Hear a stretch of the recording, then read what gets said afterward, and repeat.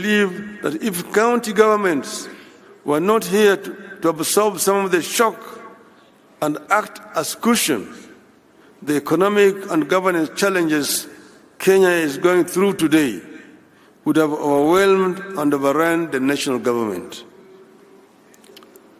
To continue providing buffers for our country and respond to the cries of the people, counties need a tremendous amount of financial resources in a timely and predictable manner. The national government, therefore, needs to understand and appreciate counties as necessary partners in the journey for a successful Kenya. The problems and responsibilities the people and the counties face today demand that we reevaluate and strengthen our commitment to preserve the place of the county government and bestow it with the power, the authority, the responsibilities, and the revenues necessary to discharge those roles and meet expectations. In times like this, county government may be tempted to do what the national government is doing, which is to increase charges for services they provide to generate more revenue. And I was listening to the talk about its own revenue. I see it differently. I believe this is the time for county government to act compassionately and responsibly.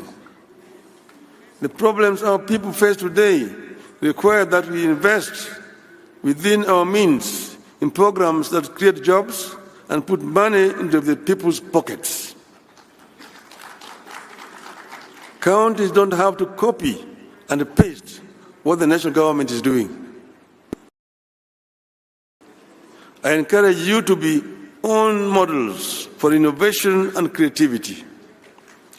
Rather than extract more from the pockets of equally suffering masses, I encourage you to continue to provide communities and families with the tools they need to succeed so that they can, in return, finance counties without too much pain.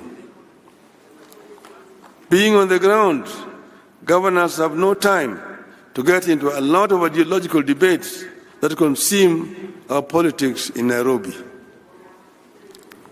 Counties should have no time for merely making commitments and announcements. Governors have to be practical.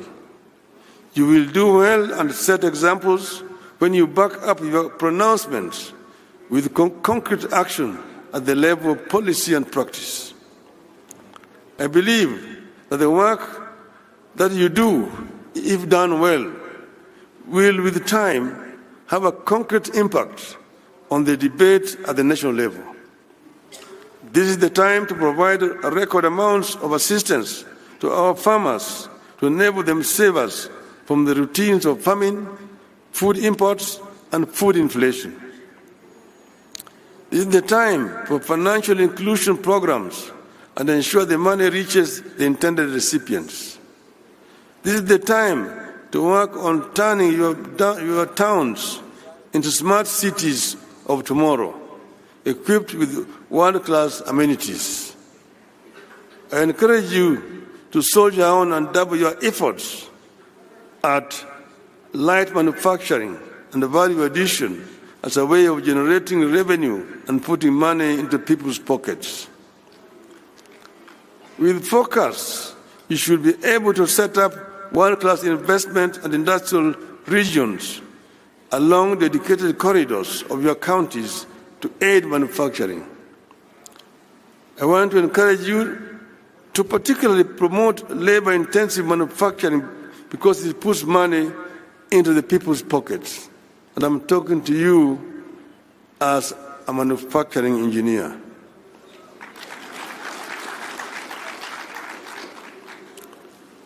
Put focus on building infrastructure, including roads, electricity, and water and farm irrigation. This will yield returns. We have to ensure that our policies are predictable and tax regimes stable. Ease of doing business in your counties must therefore be a prime concern. Investors need the assurance that the rules of engagement are the easiest that can be. Remove bureaucracy. With such clarity, you will be able to create employment opportunities, encourage enterprise, and to create a bigger job market for our youth, widening your base for revenue. I believe it is time, again within your means, to allocate some of the money from own revenue to a cash transfer program to help protect the poor at the grassroots. I want to encourage you to continue with cooperation between counties. At the same time, however, we need a competitive element among counties to prevent the temptation to just maintain the status quo. Let us compete even as you cooperate. Finally, ladies and gentlemen, I want to disclose to you a reality slowly taking shape in our country, but which many of us, including the governors, may not notice. While national politicians may be getting all the attention, the action of translating policies into improvement of livelihoods is actually being determined by governors, county assemblies, and county governments. I see immense possibility for our county-driven growth and leadership in our country. I see potential for a county-driven quantum leap in our country. This hidden reality is not limited to one section of our region. The potential is unlimited. Be open to ideas, investments, and innovations. You may just be the team that put the country on the path to a reversible takeoff. I want to conclude by referring to what Governor Jonathan B. said, the host governor, that they are expecting bumper harvest in this region because they did mandamanos in the farms instead of doing the mandamanos on the streets or carrying sufurias. I want to tell him that this katiba that we have is a product of mandamano.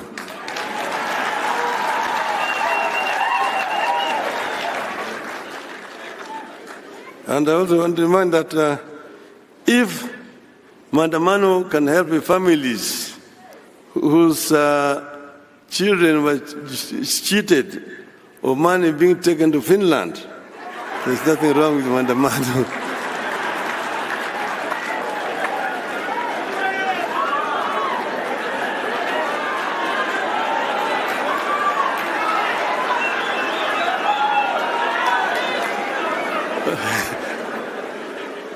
What is wrong is police brutality.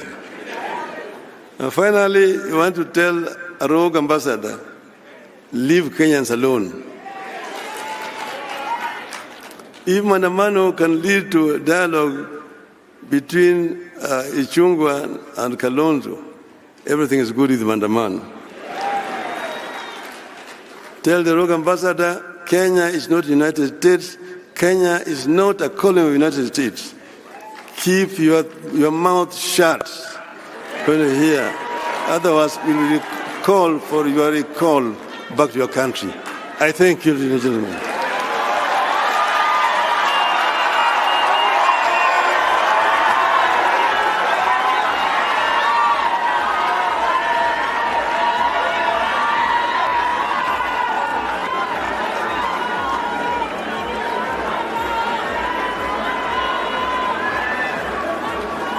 Thank you very much.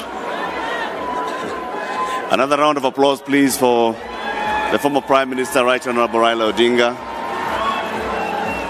Asante sana. Our guests, Would like now to welcome the chair of the council plus other governors for a photo